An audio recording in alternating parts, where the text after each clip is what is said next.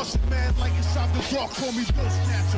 Just the brother for the rapture. I hang glide, holding on strong, hard to capture. Extravagant, resurrect the track and it's militant. And I react like a garden and start killing. It's manifesting. The God's work like appliances, dealing in my sleep like a lot. Before we go any further, just want to say today's video is going to be brought to you by Fandomion. If you want to buy some really awesome anime merch from My Hero Academia, Attack on Titan, and Haiku, and so many other anime, I recommend using my link in the description box to check them out. And there's free worldwide shipping on orders over $39. You'll also get an additional 5% off using my promo code down below. For any of you guys who might be interested or on the fence, I highly recommend checking out their website. Pay attention to the size chart. That'll be the biggest thing I would tell you guys. But with that being said, though, let's jump back into today's video. Yo, what's going on, everybody? It's your boy Naruto Explain here, bringing you guys another Boruto Naruto Next Generations discussion. And today, I want to talk to you guys about something that's popped up in my comment section a lot following the events of Boruto Chapter 71, which is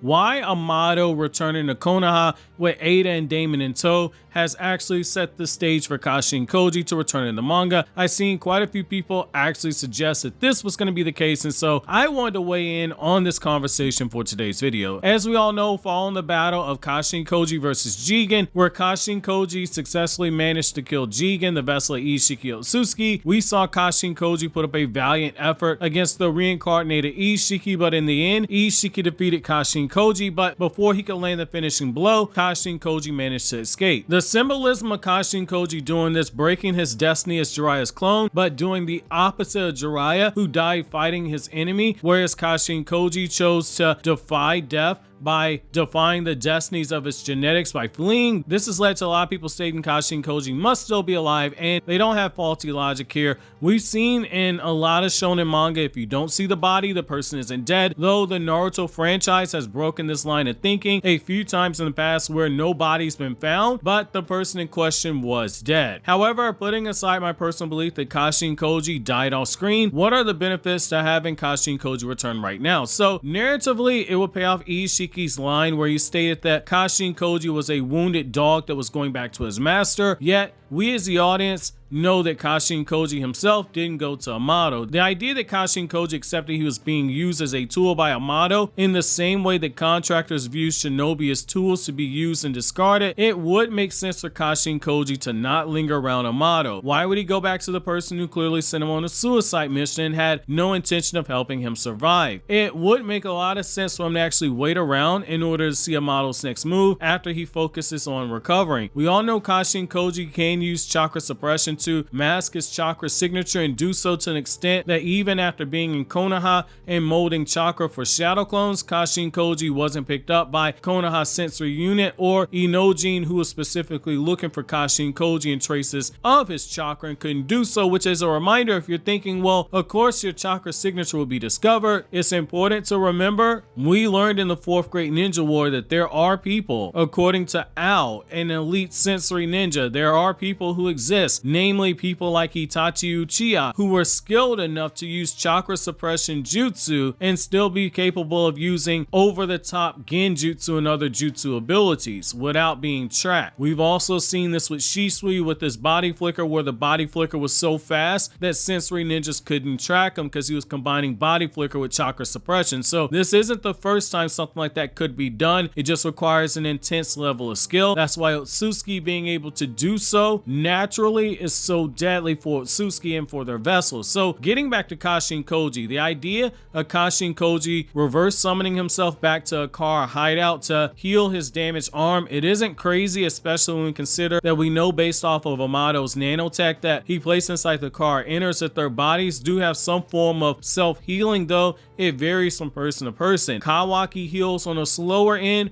whereas people like Boro and Victor heal much faster, almost instantaneously. The idea of Kashin Koji waiting around until the nanotech inside his body finishes healing, that could work from a narrative perspective. Kashin Koji biding his time to confront Amado does make sense when you consider that. He'd have known that Naruto would have defeated Isshiki. He would know that Code is the last car inner member that's left, and the idea of the Ten Tails still being around, that's an issue that needed to be addressed, so Kashin Koji would have incentive. However, we also know that the ninja tech that Amado placed inside the car enters requires routine maintenance, unless that's another lie that Amado was telling. But we also know based off of the anime that Katasuke stated that Kawaki's ninja tech needed to be updated, and it was beyond his capability until Amado showed up in Konoha and began working for the ninja tech department. So that is something also to keep in mind right there, because Kashin Koji surviving all these months later without any type of updates is already a stretch. But if he does end up confronting Amado after Amado reveals his true plans for Kawaki to the people in Konoha,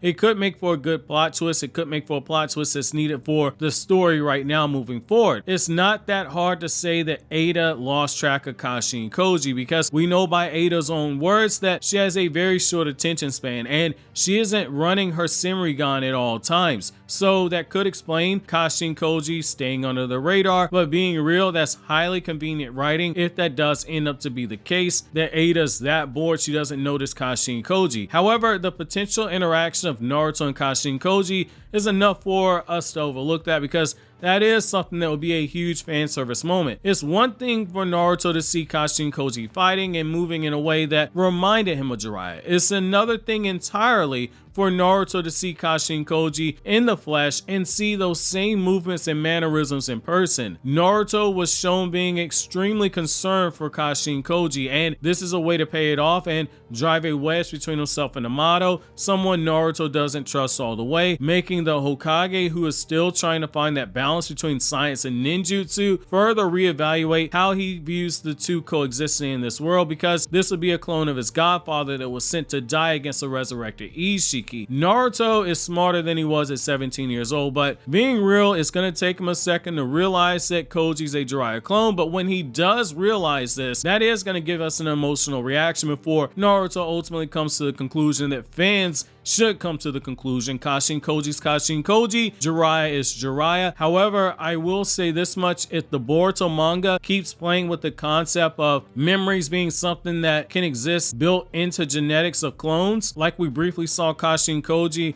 remembering a piece of Jiraiya's life before he died, if we see a memory of 12-year-old Naruto, it might be one of the more emotional moments in the manga, especially since Kashin Koji shares Jiraiya's chakra. If Jiraiya's memories are still inside of that chakra, this wouldn't be the first time we've seen chakra actually be used for memories, because we've seen this a few times in the series before. There are ways to do this without it being a complete ass pull, though. I personally would not be a fan of it. Even if Kashin Koji's used for a way for, say, Orochimaru to get closure with Jiraiya's death, Kishimoto said in the past that he didn't reanimate Jiraiya because it would ruin Jiraiya's death, and the scene would be too hard to write when he meets Naruto. While it's been 11 years since Naruto's manga War Arc chapters first came out, there might be enough distance since it's been 11 years for Kishimoto to write this interaction.